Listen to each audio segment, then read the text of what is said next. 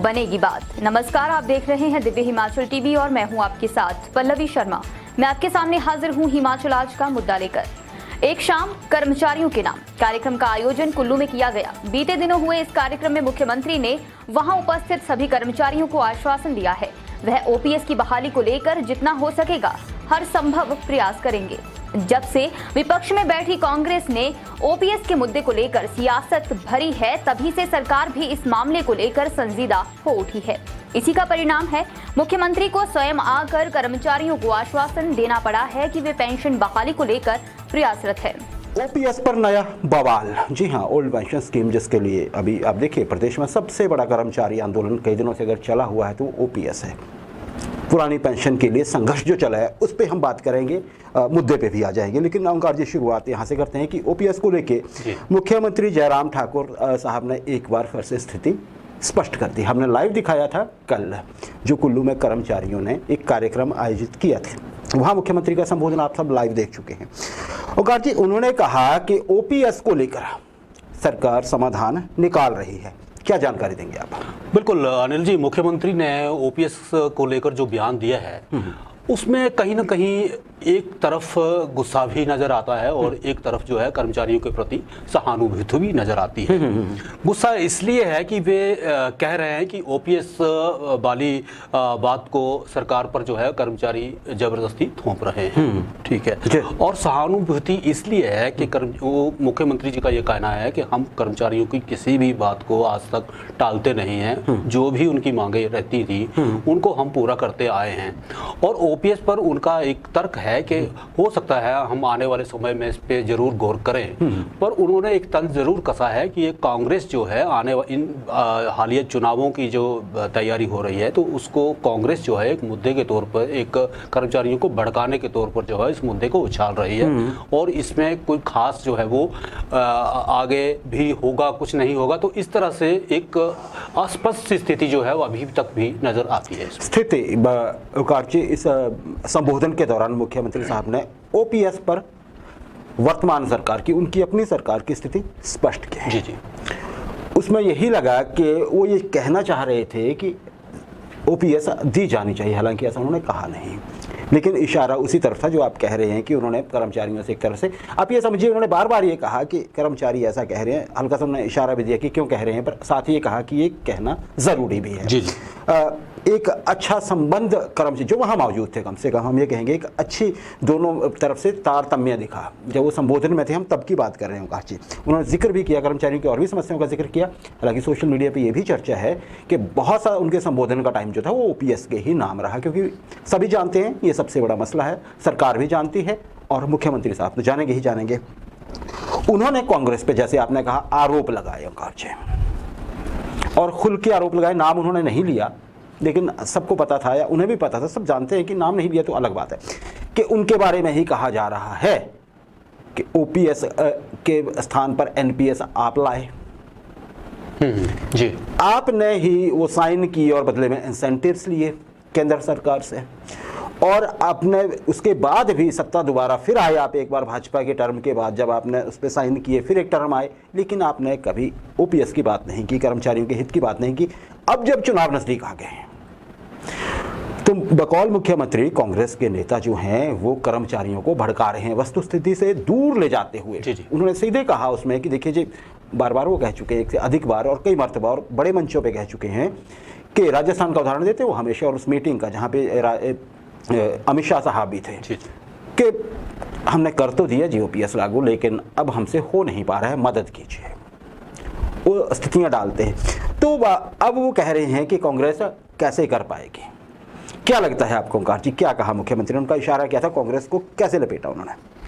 बिल्कुल, कांग्रेस को उन्होंने ये कह के लपेटा है कि कांग्रेस की जब सरकार थी तो कांग्रेस ने एक एमओयू साइन किया था, जो पीएफ का जो एक रेगुलेटरी होती है उनके साथ एक एमओयू साइन किया, और उस तरफ जैसे हम जिक्र कर रहे हैं कि इंसेंटिव जो भी स्टेट गवर्नमेंट 192 करोड़ वो धन जो है स्टेट गवर्नमेंट को मिला था उस समय इसके एवज में। जी जी, सबको मालूम है कि उस समय जो है वो सरकार जो है वो वीरभद्र सिंह पूर्व स्वर्गीय वीरभद्र सिंह मुख्यमंत्री हुआ करते थे, उनके समय ये ऐसा बताया जाता है कि ये साइन हुआ था।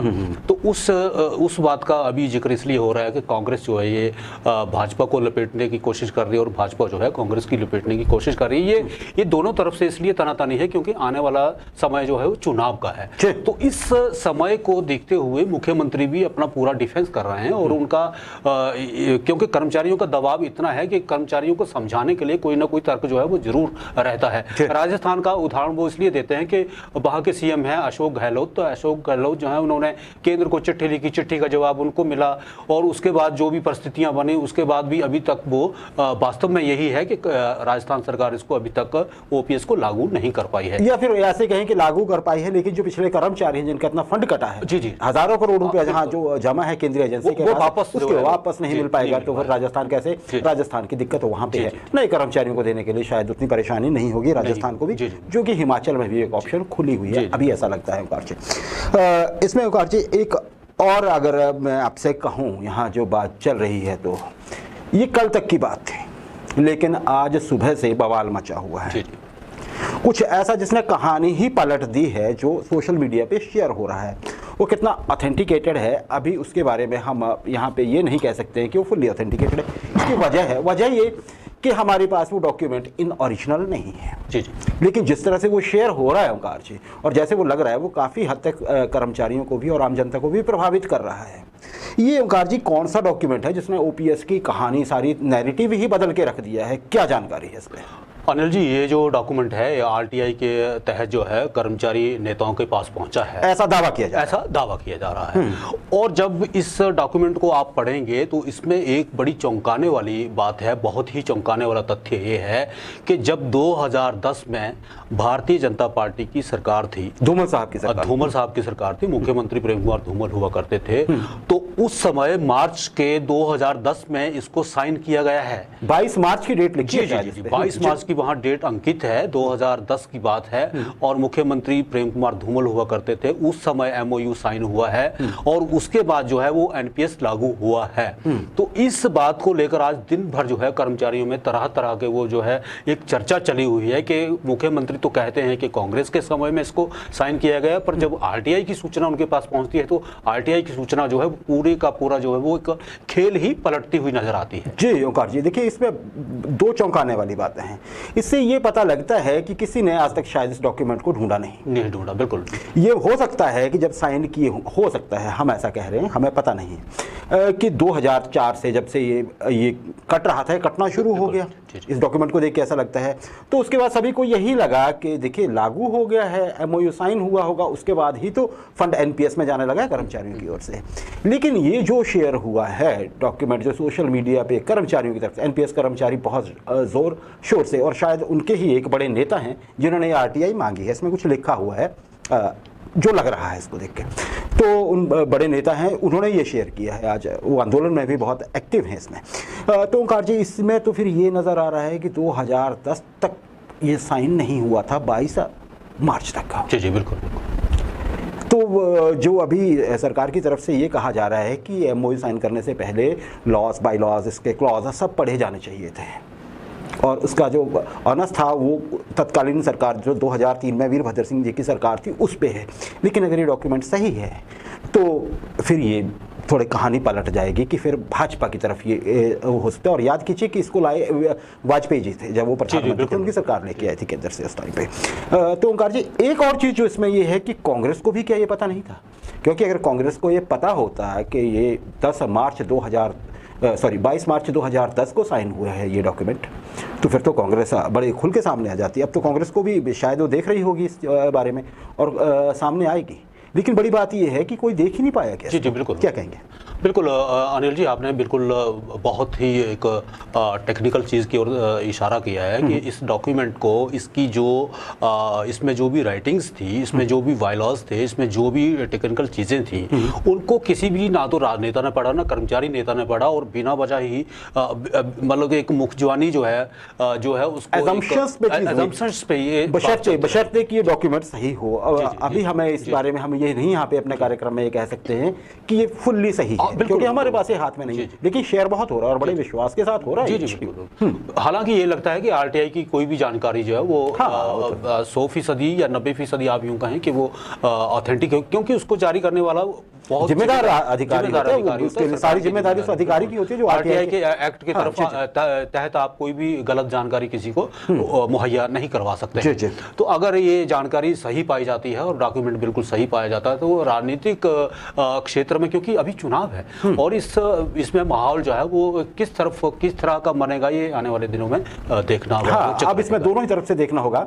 कर्मचारियों ने तो अपनी बात कह दी, आज बड़े जोर शोर से कह रहे हैं, कांग्रेस कैसे लेती है इस चीज को और सरकार कैसे सामने आती है। कुछ टेक्निकलिटी भी हो सकती है इसमें, ये हम कह सकते हैं। अभी तक स्थितियां साफ नहीं हैं। अभी तक हम इस चीज को ऐसे ही आपसे कहना चाहेंगे कि ये बहुत वायरल हो रहा है। सच्चाई अब सामने आ जाएगी हर तरफ से, 1-2 दिन लगेंगे शायद। अच्छा ओंकार जी, इसी कार्यक्रम पे एक और जो कुल्लू में कार्यक्रम हो रहा था, उसमें जिला स्तरीय कार्यक्रम था। ये जिला पे जो 2 मांगे उठाई थी कर्मचारियों ने, वहां पे मुख्यमंत्री साहब ने वहीं पे एक को 25 लाख, एक को 1.5 करोड़ रुपए देके वहीं मान लिया। उसका स्वागत भी बहुत हुआ, आपने वहां देखा होगा, नारे भी लगे होंगे, एक बार जयराम जी, बार बार जयराम जी, वहाँ नारे भी लगे, कार्यक्रम के दौरान नारे लगे जब उन्होंने घोषणा की। लेकिन उम्मीद थी ओंकार जी, कर्मचारियों को दिन भर उम्मीद थी कि शायद जो उनकी कुछ और बड़ी मांगे हैं वो भी पूरी हो जाएं और मुख्यमंत्री साहब वहां से घोषणा कर दें। हालांकि ऐसी कोई बात नहीं कही गई थी, ये पहले ही बताया गया था कि जिला स्तरीय कार्यक्रम है, लेकिन वो घोषणा नहीं हुई। कर्मचारी थोड़े से वहाँ पे डिसहर्ट हुए हैं, उनको लगा कि हो जाता तो अच्छा था। क्या कहेंगे आप इसमें? बिल्कुल अनिल जी, क्योंकि मुख्यमंत्री पहुंचे हुए थे, आपने सही कहा कि जिला स्तरीय कार्यक्रम था, पर जिस तरह से जहां मुख्यमंत्री पहुंचते हैं वो कार्यक्रम अपने आप में ही राज्य स्तरीय हो जाता है। बिल्कुल सही बात, ये आपने बहुत सही कहा। जी। तो इसका मतलब हम ये जान सकते हैं कर्मचारी क्या चाहते होंगे। तो कर्मचारियों के कई मसले रहते हैं, जैसे आप यूँ देखें कि डीए को लेकर उनका मसला हो सकता है, फिर एरियर के लेकर मसला हो सकता है, या फिर सबसे बड़ी प्रॉब्लम आप देखेंगे कि बहुत बड़ा कर्मचारी वर्ग बोलता है जी हमें जब से आपने भर्ती किया है तभी से नियुक्ति मानी जाए। तो इस तरह के कई मसले कर्मचारियों के थे। बिल्कुल जी, राइडर है, सब कुछ सारी चीजें आपने ओंकार जी बिल्कुल सही कही। थोड़ा उम्मीद थी कि इस पे कुछ हो जाता। तो अच्छा, राइडर पर संशोधित अधिसूचना जो है ओंकार जी, अभी भी इसका इंतजार हो रहा है। इसको तो बहुत पहले आप ये समझिए कि ऐसा लगता था कि चुटकियों का काम है, चुटकी बजाने का काम है। 15 अगस्त को भी नहीं हो पाया, अभी भी बहुत लंबा समय गुजर गया। क्या कहेंगे इस पे आप? बिल्कुल अनिल जी, राइडर की फाइल जो है वो बहुत लंबा सफ़र पूरा कर चुकी है। उसके ऊपर बहुत बड़ी एक कसरत हो चुकी है। उस पर एक संशोधन होना था, वो संशोधन हो चुका है। फाइल का सफ़र लंबा है, कभी वो फाइनेंस के पास गई, मतलब कि सारा कुछ होके अंत में क्या था कि ये संशोधन होना था। तो ऐसा हमारे सूत्र ये बताते हैं कि वो संशोधन भी हो चुका है। अब देखना है कि ये नोटिफिकेशन कब होती है। नोटिफिकेशन को भी शायद हो जाना चाहिए था, पर हो सकता है सरकार कोई शुभ मुहूर्त देख रही हो, कोई बड़ा मौका देख रही हो। तो इस तरह से ये सरकार के ऊपर निर्भर है, क्योंकि ये कोई बहुत बड़ा इसमें काम रहा नहीं। हाँ, और बड़ी बात तो ये है कि अब समय की बात बताई जा रही है। जो हमारे पास इनपुट है कि बात सिर्फ समय की है, काम हो चुका है। अब बस वही चीज़ देखनी है कि जो नियुक्त और नियमित वाला जो एक फेर था इसमें वो किस तरफ गई। हालांकि ये कहा जा रहा है कि नियुक्त की तरफ ही ये फैसला हुआ है, लेकिन जब तक ओंकार जी नोटिफिकेशन सामने नहीं आती है तब तक कुछ कहा नहीं जा सकता। इसीलिए कर्मचारी थोड़े से व्यग्र भी हैं, बेचैन भी हैं, ऐसा हम मान सकते हैं। एक और मसला है ओंकार जी, आउटसोर्स कर्मचारियों का। बहुत दिन हो गए इसको, बहुत ही दिन हो गया ऐसा कहा जाएगा, और ख़ासकर उस दिन के बाद बहुत दिन हो गए जब कहा गया था कि सिर्फ एक ही मीटिंग बाकी है, जो सब कमेटी बनी हुई है महेंद्र सिंह जी की अध्यक्षता में, है ना, जिसमें सुखराम चौधरी साहब हैं और साथ में अपने भारद्वाज जी हैं। क्या वो मीटिंग नहीं हो पाई होगी? कुछ अभी पॉलिसी का पता नहीं चल पा रहा है। नहीं अनिल जी, वो मीटिंग अभी हुई नहीं है, क्योंकि अगर वो मीटिंग हो जाती तो आप देखेंगे कि पिछले 1-1.5 महीने में 2 से 3 मंत्रिमंडल की बैठकें हो चुकी हैं। अगर मीटिंग हो गई होती तो इस पर पॉलिसी बन जानी थी। और इसी पे एक बयान आया था जो कैबिनेट सब कमेटी के जो चेयरमैन हैं महेंद्र सिंह ठाकुर जी, जो हमारे जल शक्ति मंत्री भी हैं, तो उन्होंने कहा था कि ये अंतिम मीटिंग होगी और उसके बाद जो है पॉलिसी फ्रेम कर दी जाएगी। तो बहुत सारे कर्मचारियों को ये इंतज़ार है कि कब इस पे अंतिम मीटिंग हो और उस मीटिंग के जो है वो क्या उसमें एजेंडा रखा जाता है, क्या होता है।